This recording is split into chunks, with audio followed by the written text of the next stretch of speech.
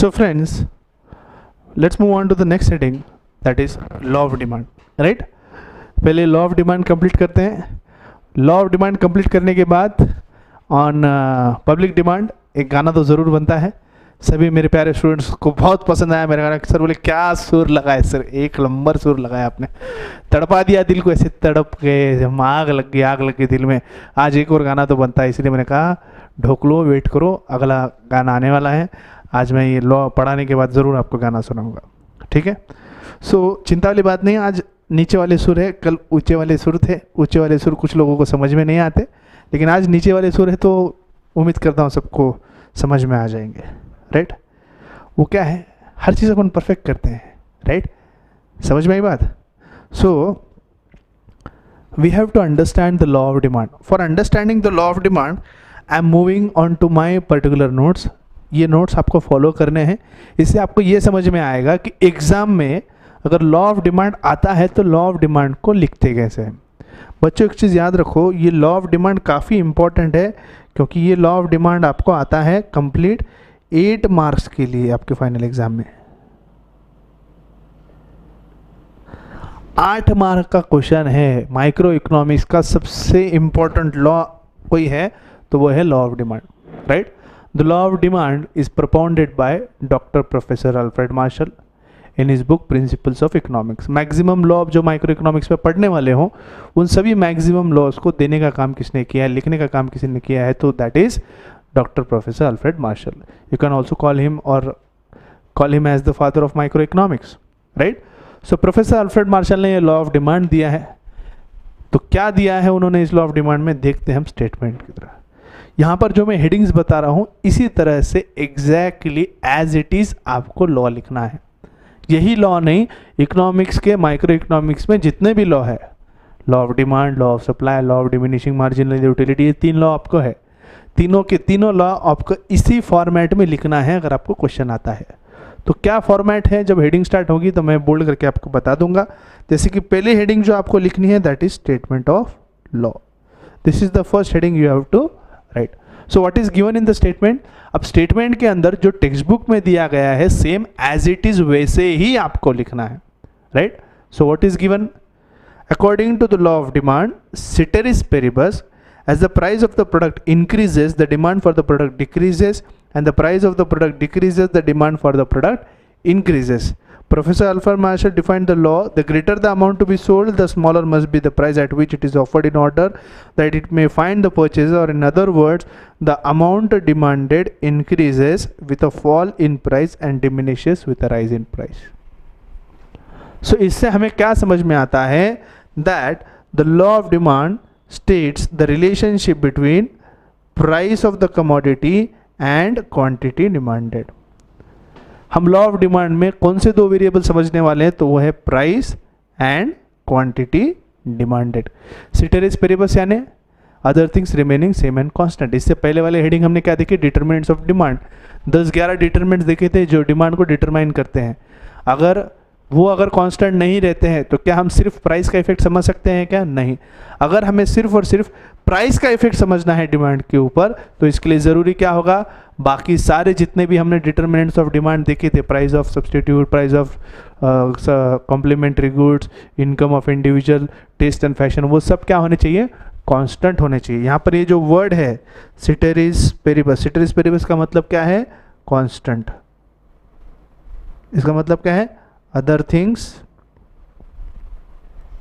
Remaining constant, right? So अब ये जो लॉ ऑफ डिमांड है ये स्टेट करता है relationship between 2 variable that is price and quantity. और हम ये डिटरमिनेंट्स में देख चुके हैं कि when the price increases demand decreases, when the price decreases demand increases. जब चीज़ें महंगी होती है तो हम डिमांड कम करते हैं, जब चीज़ें सस्ती होती है तो हम डिमांड ज़्यादा करते हैं, राइट? नाउ सेकेंड हेडिंग जो आपको राइट करनी है, जो लिखना है, that is explanation of statement. पहला लिखा आपने स्टेटमेंट ऑफ लॉ. इस तरह से लॉ को लिखना है. बार बार मैं बोल रहा हूँ, ये जो फॉर्मेट में दे रहा हूँ इसी फॉर्मेट में आपको लिखना है. तब जाकर आपको 100% 100% मार्क मिलेंगे, राइट। एक्सप्लेनेशन ऑफ स्टेटमेंट, यकीन मानिए जो मैं बोल रहा हूँ सही बोल रहा हूँ, क्योंकि रिजल्ट अभी 10 जून का आएगा, तब आपको रिजल्ट मैं बता दूंगा। मेरी फर्स्ट एवर बैच के अंदर 5 students have scored 97 on 100, right. So जो कुछ भी मेरा अनुभव है, एक्सपीरियंस है 3-4 साल का, उसके बेसिस पे मैं जो बता रहा हूँ, राइटिंग का मेथड आपको फॉलो करना पड़ेगा अगर आपको इकोनॉमिक्स में 95 के अबव जाना है तो। सिर्फ मैं जितना बोलता हूँ उतना फॉलो करिए, 100% मैं इंश्योर करता हूँ कि आप 95 प्लस जाएंगे, राइट। तो अगला हमें क्या लिखना है, एक्सप्लेनेशन ऑफ द स्टेटमेंट। ये जो स्टेटमेंट हमने ऊपर लिखा है उसे अपने लैंग्वेज में समझाने के लिए हम एक्सप्लेनेशन लिखते हैं। क्या लिखा है इसके अंदर, in the law of demand the two variables are price of the product and quantity demanded. फिर हमने यहाँ पे समरी बना दी टेबल्स के द्वारा, राइट, जैसे कि price increases, quantity demanded decreases, price decreases, quantity demanded increases, right. अब देखो यहाँ पे मैंने एरो भी बना दिए हैं, राइट। इन एरो से क्या समझ में आता है, डायरेक्शन, एक बढ़ रहा है तो दूसरा कम हो रहा है, दूसरा कम हो रहा है, दूसरा बढ़ रहा है, दोनों कैसे चल रहे हैं, अपोजिट डायरेक्शन में चल रहे हैं। जब दो वेरिएबल्स अपोजिट डायरेक्शन में चलते हैं तो कौन सा रिलेशनशिप होता है बच्चों, inverse relationship. Hence there is inverse relationship between price of the product and its quantity demanded. Is this point clear, is this point clear, right. Next is schedule. पहले हेडिंग क्या लिखी हमने, स्टेटमेंट ऑफ लॉ, उसके बाद क्या देखा हमने, explanation of the statement. अब हमें लिखना है schedule. What do you mean by schedule, थोड़ी देर पहले देखा, शेड्यूल यानी टेबुलर प्रेजेंटेशन ऑफ डेटा। अब यहाँ पे शेड्यूल कौन सा होगा, demand schedule, tabular presentation of demand of a commodity, right. यहाँ पे हम लॉ ऑफ डिमांड देख रहे हैं, माइक्रो इकोनॉमिक्स देख रहे हैं, right. So we have to understand this with respect to a single individual, right. So demand schedule की हम यहाँ पर बात कर रहे हैं, tabular presentation of demand of a commodity. यहाँ पर एग्जाम्पल लिया है, एकदम रियलिस्टिक एग्जाम्पल है, mister Dinesh a poor household, right, एकदम रियलिस्टिक है। मिस्टर दिनेश, मेरे बच्चों को मालूम है कि सिर्फ 4,500 रुपये महीना मेरी तनख्वाह है, उससे ज़्यादा अपनी कुछ कमाई है नहीं, उसके सहारे चल रहे, कोरोना में तो वो भी बंद है, अभी बहुत परेशान हूँ। Mister Dinesh a poor household purchases different quantities of wheat at different prices, right. These are the prices, these are the prices 5, 4, 3, 2, 1, and these are the quantity 10, 15, 20 and 30, right. These are the prices and these are the quantity, right. Now when we make it as situation A, B, C, D and E, तो वहाँ पे अलग अलग price क्या होंगे, 5, 4, 3, 2, 1, ये example से लिया हमने, राइट। और इसके अगेंस्ट डिमांड कैसी है, 10, 15, 20, 25, 30. Now see, when the prices are decreasing from 5 to 1, when the prices are decreasing from 5 to 1, the quantity demanded is increasing from 10 to 15, 20, 25 and 30, right. When the prices are decreasing from 5 to 1, the quantity demanded by Dinesh is increasing. जब दाम कम होते हैं तो हम quantity demanded क्या करते हैं, बढ़ाते हैं, right. As the price is decreasing from 5 to 1, the quantity demanded is increasing from 10 to 30, right. समझ में आया हमें, ये है हमारा स्केड्यूल, ये है हमारा स्केड्यूल, राइट। नेक्स्ट, चाहे तो यहाँ पे 1 सेकंड पॉज कर लो, लॉ ऑफ डिमांड के यहाँ पे मैं पॉज कर रहा हूँ, पॉज करके जो जो लिखने का है वो आप लिख सकते हो, एज इट इज़ अपने इस नोटबुक में उतार लेना। तो मैं ये रब कर देता हूँ बाकी की चीज़ें।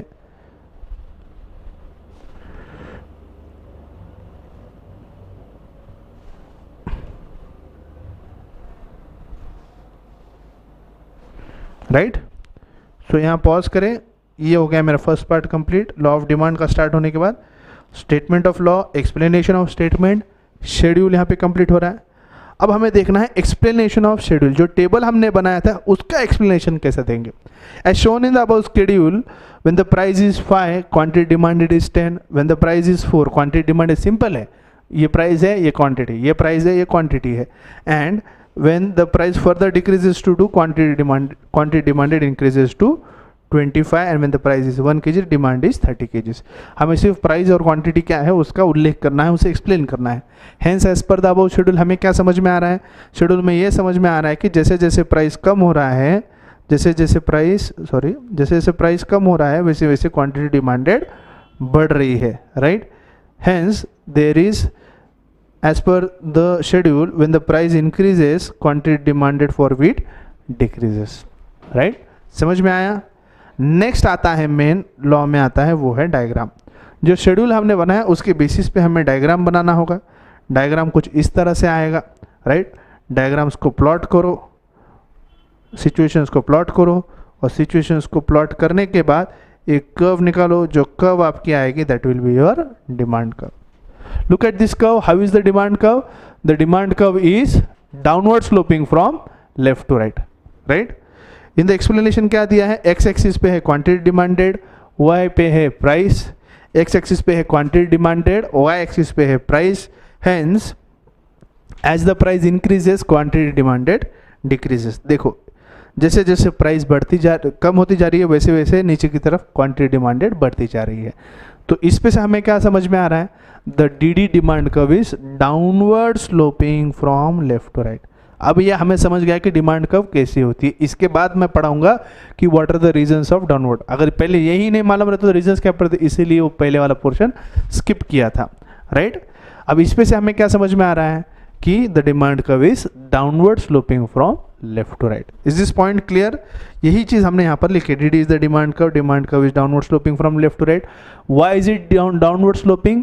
It is downward sloping because दो वेरिएबल जो कंसिडरेशन में है प्राइस और quantity, they both have the inverse relationship. तो एक थंब रूल आपको हमेशा याद रखना है, जब कभी भी दो वेरिएबल्स के अंदर निगेटिव इनवर्स रिलेशनशिप हो तो वहाँ पे स्लोप जो होता है उनके कर्व का that is negative, that is downward sloping. दो वेरिएबल के बीच में अगर डायरेक्ट पॉजिटिव रिलेशनशिप हो तो they have a positive relationship और पॉजिटिव स्लोप, यानी उनका स्लोप कैसे होगा? अपवर्ड। अगर दो वेरिएबल के बीच में इनवर्स रिलेशनशिप है तो उसकी कर्व कैसी होती है? Downward sloping. और अगर दो वेरिएबल के बीच में डायरेक्ट पॉजिटिव रिलेशनशिप है तो उनकी कर्व कैसी होगी? Upward sloping. Inverse, downward, direct positive, upward. Is this point clear? ये थंब रूल है, आपको हमेशा याद रखना है, right. So how is the demand curve? Demand curve is downward sloping from left to right. Why is it downward sloping? Due to inverse relationship between price of the commodity and its quantity demanded, right. Is this point clear? Right. Here ends the discussion on law of demand. So how do we write the law? We write the law in this particular format. सबसे पहले हम बनाते हैं schedule, फिर उसका explanation, right. फिर इसके बाद पहला आता है स्टेटमेंट, स्टेटमेंट का एक्सप्लेनेशन, फिर आता है शेड्यूल, शेड्यूल का एक्सप्लेनेशन, फिर आता है डायग्राम और डायग्राम का एक्सप्लेनेशन। इस तरह से जब आप लिखते हो then the writing of the law is complete. और इसके ऊपर शुरुआत में इंट्रोडक्शन। इंट्रोडक्शन में क्या लिखेंगे? The law of demand is propounded by professor doctor Alfred Marshall. Is this point clear? Is this point clear? I hope you understand how to write a law. We have to write a law by giving the introduction, statement of law, schedule and diagram, and we have to explain the statement, we have to explain the schedule, we have also to have to explain the diagram. इतना सब चीज़ें लिखोगे तब जाकर किसी भी law का explanation complete होगा। आपके पूरे 12th स्टैंडर्ड के इकोनॉमिक्स में तीन चीज़ें हैं लॉ में। एक है law of equi marginal utility, law of diminishing marginal utility, फिर है law of demand, law of supply. ये सभी चार लॉ के लिए आपको यही फॉर्मेट फॉलो करना है: introduction, statement, explanation of statement, schedule, explanation of schedule, diagram and explanation of diagram. Is this clear? Right. Here we end the discussion on law of demand, right. But before we end our discussion on law of demand, on public demand मेरा पहला गाना सभी लोगों को बहुत पसंद आया है, राइट। सो वो सर बोले वो ऊंचे वाले सुरों पे है, कुछ नीचे वाले सुरों पे ज़रूर सुनाना, राइट। सो ज़्यादा डरने की ज़रूरत नहीं, इस बार मैं मेरे ऊंचे सुर का इस्तेमाल नहीं कर रहा। सो कहीं पर भी भूकंप वगैरह आने की संभावना नहीं है, तो अब आज नीचे वाले सुर हैं। उम्मीद कर रहा हूँ कि ठीक ठाक आपको गाना पसंद आ जाए। आज नीचे वाले सुर है तो डरने की कोई ज़रूरत नहीं है, राइट। फिर से वही बात, सभी घटनाओं के लिए मैं जिम्मेदार नहीं हूँ। जिस किसी को मारने का, केस करने का, जो भी करने का इच्छा होता है तो please call Nandan Sarda, right.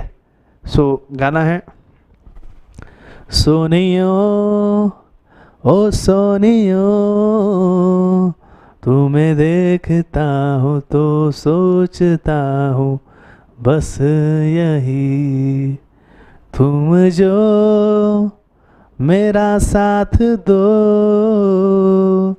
सारे गम भुला के जिलो मुस्कुरा के जिंदगी, तू दे दे मेरा साथ, थाम ले हाथ, चाहे जो भी हो बात, तू बस दे दे मेरा साथ, तू दे दे मेरा साथ, थाम ले हाथ, चाहे जो भी हो बात, तू बस दे दे मेरा साथ।